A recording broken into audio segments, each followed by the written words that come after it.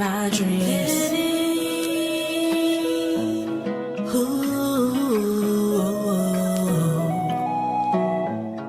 I'm living my dream.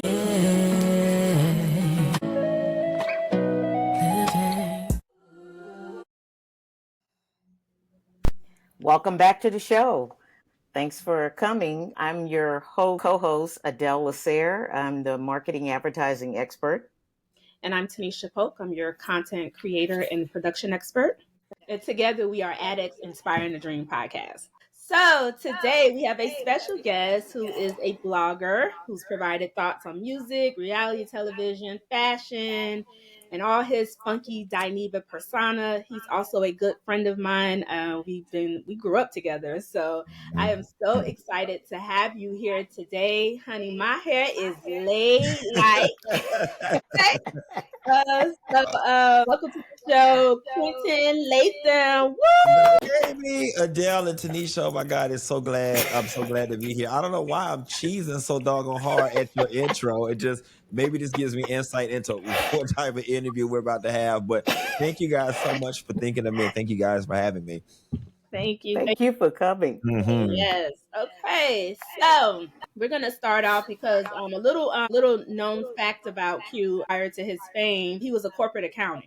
I was. And a lot of people don't know that. Mm-hmm. What I would say to you, Q, is when you were starting out, did you use any social media or other? What I guess you did, but what kind of media channels would you say that you used to brand yourself? So it's weird because I was branding myself without even knowing I was branding myself. And when I started about 13 years ago, the phrase social media did not even exist, right? Like the only thing that was out there at that time was Facebook, Twitter, and YouTube. And during that time, those three weren't even like linked together under this umbrella known as social media. They were just all separate entities floating around. But Facebook, I would say, was the main driver. YouTube is where my content was held, and Facebook is what I used to distribute it. Okay. And would you say that were you surprised by just the response that you got? Like, at what point, because I know I know that you were surprised because I know you. So I'm not gonna act like I don't know you in real life, but at what point did you say, you know what, this is what I want to do full time? So when I started doing the videos, and I've told this story a million times. I won't bore y'all with the story. Anybody who followed me knows the story. Corporate accountant, got fired, started playing with these videos. YouTube sent me a video saying, hey, you're getting a lot of views. We'll pay you. The first month on the pay system, I made like $80. The second month, I made like $120. Then I got fired from my job. So that's where the story starts. I get fired. And during that time, unemployment was paying about $1,500 a month, give or take $1,400-$1,500 in Georgia. And I said to myself, you don't like what you're doing for a living. So to send your resume out to apply for another accounting job literally is the equivalent of saying, hey, excuse me, mister, here's my resume. Will you please pay me to be miserable? And I said, you know what? I can't do that. And when I knew I had to do something, I said, okay, these videos, I made $183. Unemployment is $1,500. If I can get these videos to make another $1,500, bam, that's $3,000 a month. I can figure out how to live off of that, and I'll take the rest from there. And that's literally how this thing started. Me trying to make $1,500 to match that unemployment. And then, I started going, and it matched it. And then literally within 6 months, I was on VH1 doing the very first Love and Hip Hop reunion when I decided to try to make these videos, make $1,500 a month. Wow. Good for you. Good for you. So our audience, when you think about, and you're right about social media, there wasn't technically that umbrella. That just shows you how the proliferation of digital media is kind of like taking us into various different areas. But could you tell our audience, like, when you're putting content on social media like YouTube, what are the things they should consider? Because social media is great. You can get a lot of people, a lot of traction pretty quickly, but sometimes there's some pros and cons to it. What should they be mindful of? There's pros and cons. Well, first things first, you have to reverse engineer it to figure out what your objective is, right? So that's the biggest thing. And then the other thing is you have to niche yourself, because I tell people all the time, social media now is as big as the doggone Atlantic Ocean. Okay. And it's free. Any and everybody can get into it. So you have to figure out what's going to separate you from everybody else that's doing the same old thing or got the same idea you have. And then, you have to figure out, how much and what parts of your life that you want this thing to impact and of your life that you want it to expose. So, on a very personal level, I think that people need to take into consideration how this thing can impact their personal life. Yeah. And you need to reverse engineer it from there. Do you want to share your relationship status? Do you want to share, what goes on in your house? Do you want to share information about your children? Do you want to share information about your health? Do you want to share information about your parents and the divorce that they got? You have to consider those things, because what has not been studied is the impact of social media on people's mental health. You know what I'm saying? Right. And that's one of those deep, the answer I gave you is really deep. I'm pretty sure you were looking for a more technical No, answer, but That's good. people really need to consider the impact that this thing can have on their life as a whole, because once it takes off, and I hope that any and everybody listening, that their aspirations do take off, it really can impact your mental health severely. So the biggest thing I will say with people is, from the beginning, be very cognizant about what personal information you share as part of your persona and part of your brand. Absolutely. And I like your answer, Mhm. because it is very thought provoking, Mhm. and I don't think people consider that when No, they're, trying to, mm-mm. They start don't. their They. passion. So your own, personal life and mental health, Mhm. regarding, the social media monster that we all live with daily and can't seem to live without at times. Mhm. Yeah. yeah, and I think we watch a lot of celebrities that we love, or that we've Mm-hmm. grown to love, that don't necessarily have a particular talent. Mhm. They're very entertaining to us, or they Mhm. create, really entertaining content. We watch them sometimes even have breakdowns, Yeah, and come kind of like undone. the whole Yeah. world, Yeah. and it's even sad to see, like, some of us from, like, from the old school, like, Mhm. you and IQ, Adele, like you said, before there was this big social media thing or whatever. And when you Mm-hmm. witness people that are from our generation that are still considered legends, or icons or whatever, and we're watching them have these nervous breakdowns, Mhm. all because social media is so intrusive. Mhm. You It know, can be. It's very. I cannot even want to share certain stuff with you, but these people now, they go and they They will dig, dig. and they'll go in your They will past. dig. Deep. I call them Dig deep. Instagram investigators. They You will know what I'm saying? dig. Who Yes. you went to school with, who you probably took Yes. her lunch money when y'all was in the fifth Yes. grade, and she'd be like, "Well, let me And the bully," let me and tell you it's like, something. These people, these people can see somebody in the background of your photo and see a shirt, and mm-hmm, they will find. They be like, oh, she going with this person because look, it match up, and at the same time they was in the same city, and you be like, how the crazy. heck did y'all connect these dots? It's so so But it crazy. I so be happens. like, so Quentin, are you like? Do you just like disconnect at times from social media just to give you some downtime? You know what? Most definitely. And I'm not going to lie to you. I also throw people off my scent. Like, everything I do on social media is intent.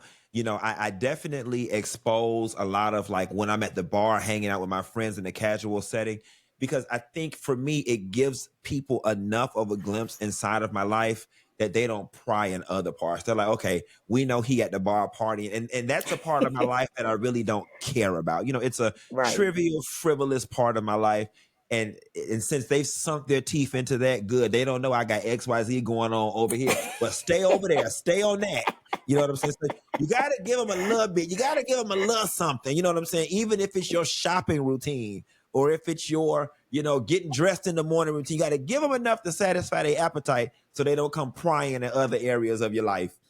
And That makes sense. I think too, going back to what you said about when you go to the bar or whatever, I think too, going back to just picking off what you said about, picking and choosing what parts of your life you want them to be a part Mm-hmm. of. Like he said, he'll throw stuff out there just to throw him off the scent. But see, the bar thing is something that they enjoy to now where Exactly. he's been able to capitalize off of that now. Like, oh, I can Hmm. go from city to city and give you this experience because people are so intrigued. They're like, yeah, we want to come hang out and party with you when you at the bar.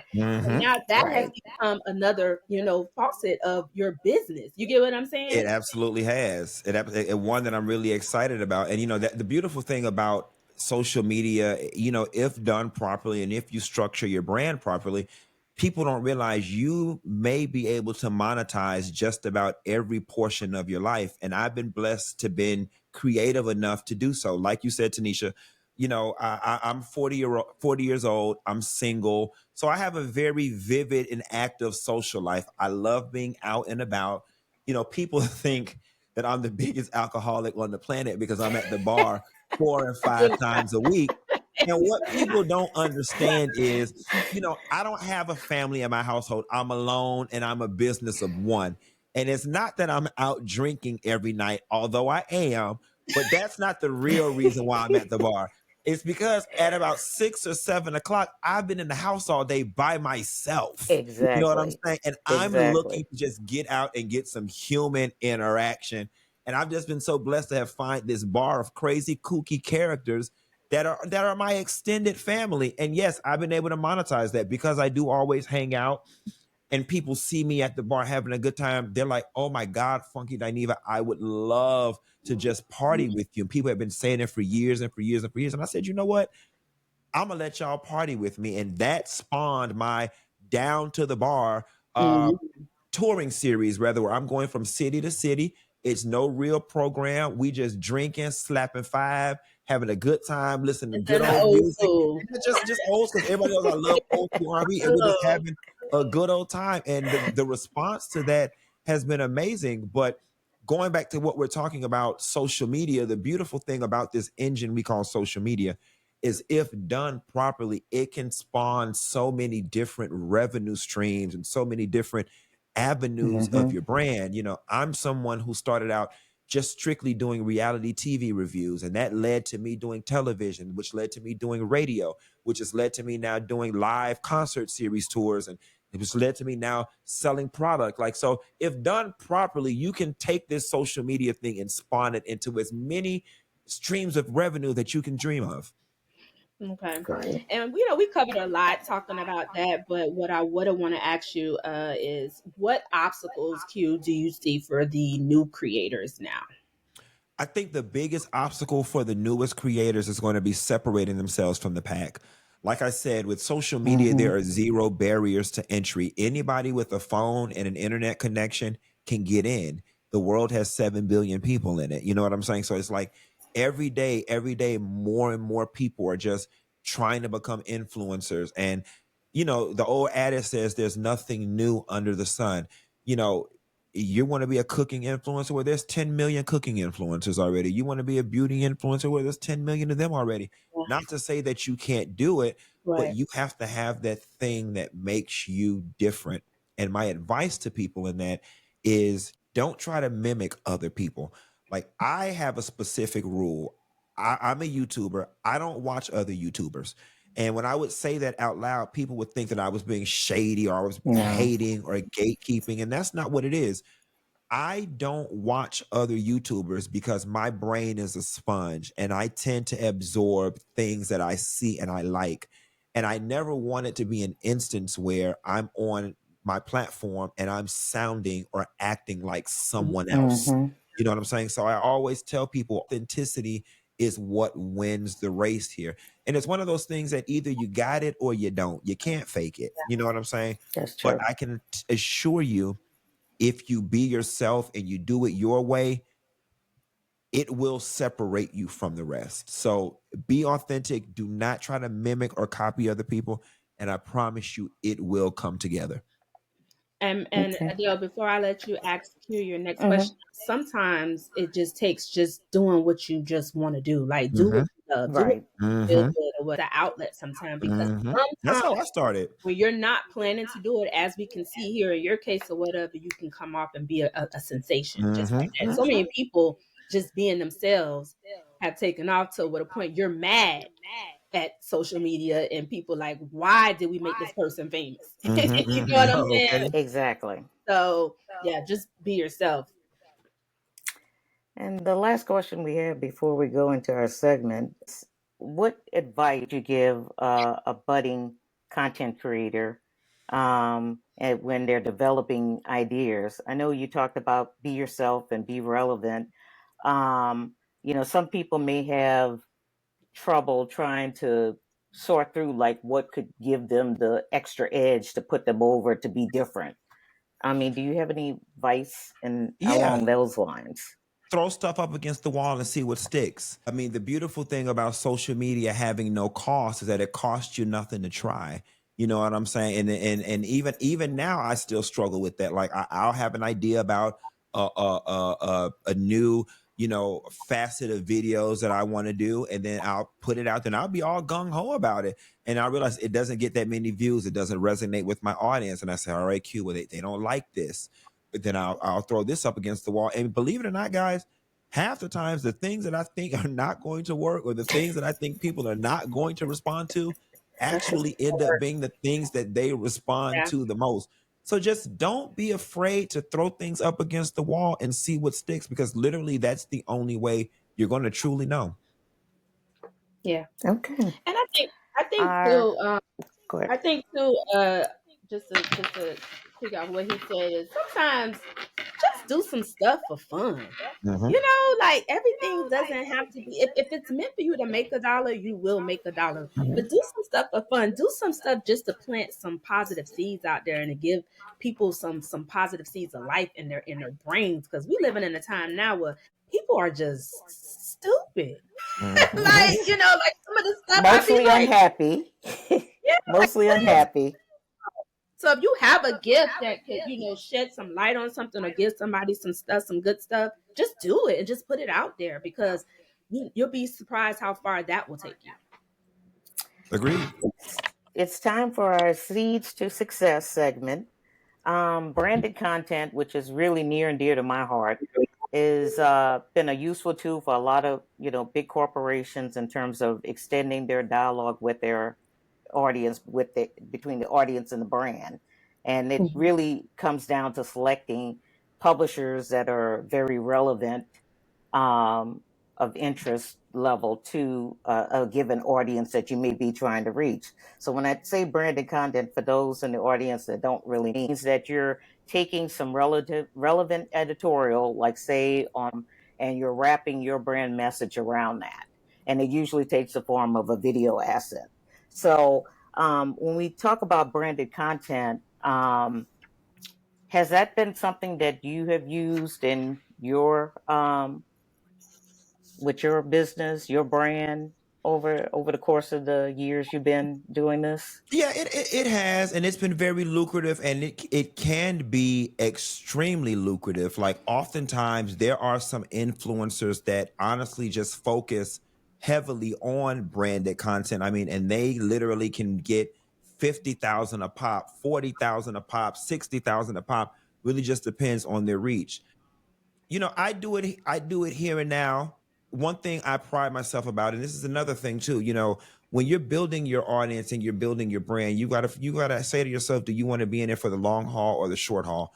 I am not a hard salesperson to my people, so I kind of turn down more branded content deals than I do accept them, because my people don't like to be sold hard things. I can't sell mattresses. I can't sell the latest eyeglass.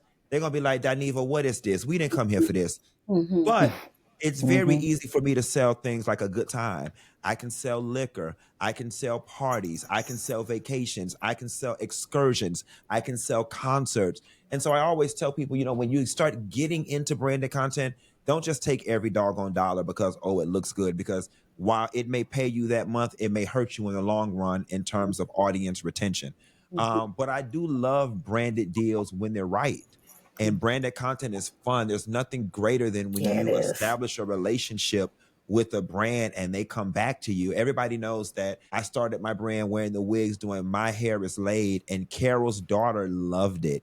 And for years, Carol's daughter would just come back to me with these deals. I wouldn't even have to, they just come like clockwork every year. The money would be right. When I would go to Essence Festival and stuff, the people would know who I am. They'd invite me into the suites and participate. So branded content can be fun, but I just always urge people, don't take every branded deal that comes your way, and make sure that you're an asset to that brand, but that brand is also an asset to you. Right. That's great advice. And I think that too, just to touch on that with the branded content, I think for me, and I don't have an audience like UQ, but I know that I do still have a following that people, they look to see what it is I'm going to do because I'm always doing something. But I have to believe in what it is that I'm selling, and that's why I'm not a good salesperson, because I'm a great salesperson when I believe in the product or whatever the service is. I can pretty much sell you on anything if I believe in it. But if I don't believe in it or whatever, it doesn't even feel right. You know what I'm saying? Because that's just my character. That's just who I branded myself to be as a person.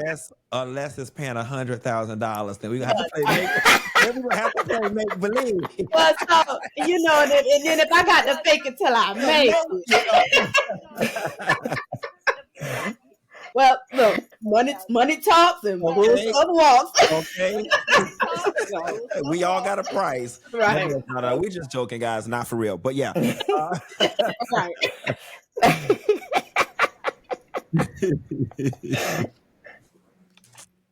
But okay, so any last thoughts, Q, before we go? No, I just think that anybody who's out there interested in getting into the social media game, I always tell people, do not do it because you want to be popular. Do not do it because, you've seen somebody else do it and you think you can do it too. You need to genuinely have a connection to what it is you're trying to be an influencer over. You know what I'm saying? You need to genuinely, because passion is what connects you with people. It's a heart-to-heart connection that the audience has with the influencer that makes them follow, trust, and believe. And if you don't have that passion, trust, and believe, it's going to shine through in your content, and nobody's going to watch you. Nobody's going to believe you. So just make sure, that you have the passion for what you're doing and that you're actually talented in the area of what you're doing. Like, I'm not trying to be funny, but if you can't do makeup and you look like Quasimodo, please don't be trying to be a beauty influencer. It's just not for you. But if you already got 100 makeup artists out here, 100,000. Well, and you're good at it and you've got a great delivery, then maybe that's for you. You know what I'm saying? Like, I'm not going to lie to you. I would love to be a beauty influencer. And little known fact, the beauty influencers, of all the influencers, they make way more than the rest of us because there's a lot of product associated with beauty influencing. See, there's not a lot of product associated with entertainment reporting. It's not a lot of product. Beauty influencers make a lot of money, but no one would believe me in the beauty influence space. I could easily try, but no one would believe me. So it's very important that you are passionate about what you're doing. You truly have a gift for what it is you're doing, and the rest will follow. Absolutely. I have to echo that as my last thought. Be genuine about whatever you do. After being on the agency side for, over 20 years, I could tell you that, when we're doing media campaigns and we're looking at influencers and trying to pick out someone, we're always looking at who's true to the brand that we're working on. And then, can they be passionate about that brand to make sure that their alignment is right. And the other thing too is like, when you're looking at, the various websites and other channels, media channels out there, I mean, that makes a lot of importance too, because if you're not aligned with that particular outlet, then that could be a miss for your brand as well. So make sure you're picking the right channels as well when you're going out there. Yeah, I think my last thoughts would probably be, me, I'm always go the spiritual route. I think that if it feels good, if you have that intuition inside you telling you to, do it, I would say don't overthink it. Just kind of go with it. And most of the time, how you're where you're supposed to be, how it's divine, because when things start lining up, they just line up effortlessly. There's no confusion. There's no type of where you gotta wonder or whatever. It just flows. And so that's Absolutely. how you know that it's divine, Mm-hmm. whatever. So I would just say, follow that too. If it feels good, if it flows, then you're right where you're supposed to be. Absolutely. Exactly. Okay, well, that's going to bring us to the end of today's show. Q, thank you so much for coming and joining the small kids on the block. Yeah, thank you so Thank you much guys for for that. having me. It's so good to be thought of. We appreciate you. And guys, until next time, you guys keep living and hopefully we can help you keep inspiring those dreams. Thanks again, and we'll Indeed. see you next time. Bye. See you next time. Bye. I'm living my dreams. Ooh.